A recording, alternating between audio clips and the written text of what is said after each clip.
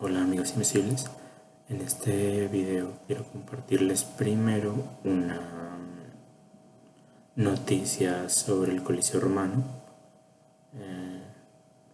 y en un segundo momento las reflexiones sobre el patrimonio histórico que me suscitó a mí en lo particular la noticia sobre lo ocurrido en el Coliseo.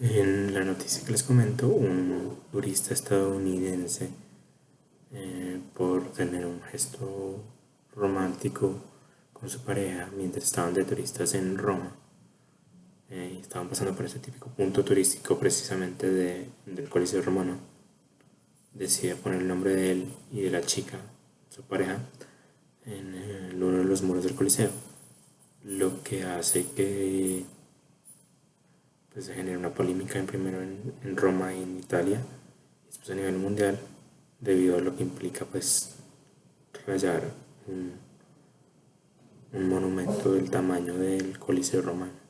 Entonces, esto también implica un daño pues, precisamente al patrimonio. Es lo que me lleva un poco a querer abordar este tema del patrimonio y cómo este puede ser producto de un consenso un poco social, como esas pugnas un poco entre lo social que tiene lo que es patrimonio y lo que no. Bueno, pero primero entendamos qué es el patrimonio.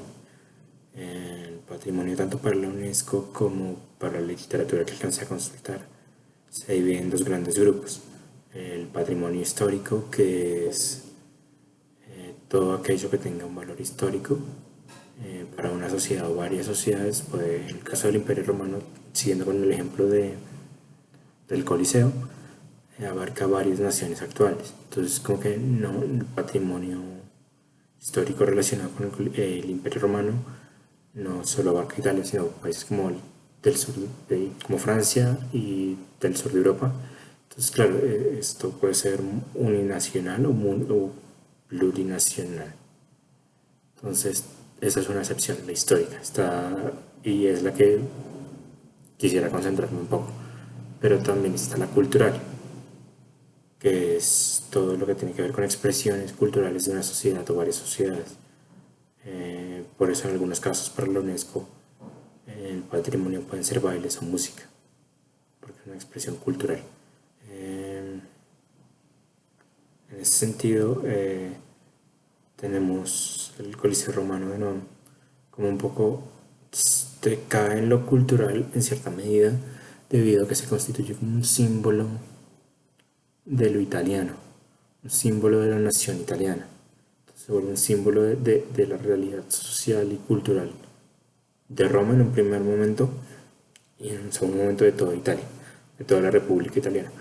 Pero eso pasa un poco por la construcción de nación que se va haciendo en Italia desde que se unifica hasta pasando por el fascismo italiano hasta las Primera y Segunda República, una vez que el fascismo y se restaura o se instaura la República.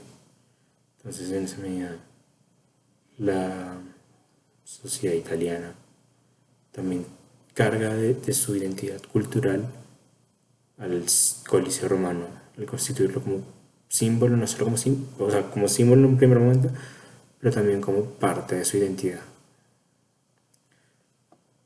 Ahora, por los autores que consulté, el, el patrimonio histórico tiende a constituirse como un resultado de consensos sociales debido a que es por medio de varios actores que se define un poco el qué es patrimonio histórico y qué no. Claro, pasa un poco primero la autoridad histórica que determina qué es historia y qué no es, que si bien no pierde legitimidad por esto, no deja de ser un consenso de académicos el que decide qué es historia y qué no. en un primer momento también hay un impacto social en el sentido de que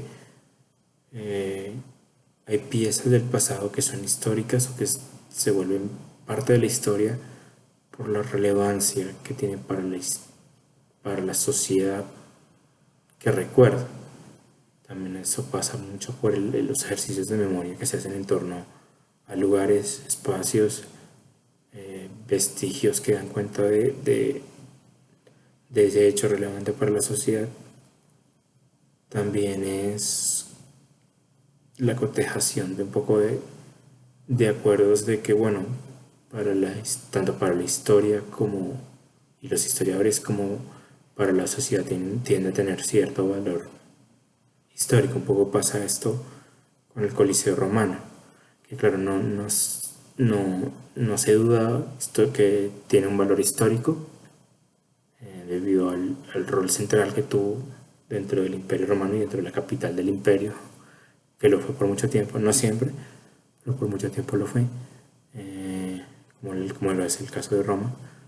Entonces, ese es un acuerdo social. Se define que el Coliseo Romano tiene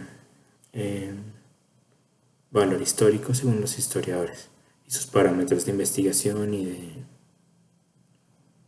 de trabajo. Pero también, si recuerdan, hace un momento les establecí que era un símbolo por la construcción de la nación italiana. Entonces ahí tenemos un segundo consenso. Los italianos concuerdan de que es un elemento históricamente valioso en un primer momento, pero también lo constituyen un símbolo y lo vuelven parte de su realidad, parte de su identidad. Entonces en este segundo momento le dan un valor social a la pieza histórica que de no tenerlo, de pronto no sería tan relevante para el pasado como tiende a serlo. En esa medida se dice que el patrimonio histórico tiene un factor de consenso y esa, según los autores consultados, se ve en muchos casos como nuestra relación del presente con el pasado pasa por esos consensos. Si bien no hay que desconocer el valor o el trabajo que hacen los historiadores para determinar que tiene valor histórico y que no. Y también gracias a los archivos, que también ayudan en ese trabajo de determinar qué lo es, qué no lo es. También están los museos, todo es una serie de instituciones en torno al pasado que ayudan a determinar qué es y qué no es históricamente valioso. Y también, claro, pensando un poco en las reflexiones que uno puede hacer desde la archivística, no se puede recordar todo y hay cosas que se deben olvidar. En esa medida es necesario llegar a consensos también de que se recuerda y que se olvida y que es en esa medida valioso históricamente y que no. Es esto lo que me permite a mí concluir que el patrimonio surge como resultado de una serie de consensos que pueden aplicarse o no dentro de lazos dentro de una sociedad o dentro de un individuo. Si ponemos como ejemplo el turista que rayó el muro del Coliseo, para él en cierta medida no tenía ese valor patrimonial que para la sociedad sí tiene. Él no pasaba por esos consensos que decían que el Coliseo tenía un valor histórico y patrimonial. En esa medida creo que es un buen ejemplo esta noticia de cómo el patrimonio también pasa por lo social.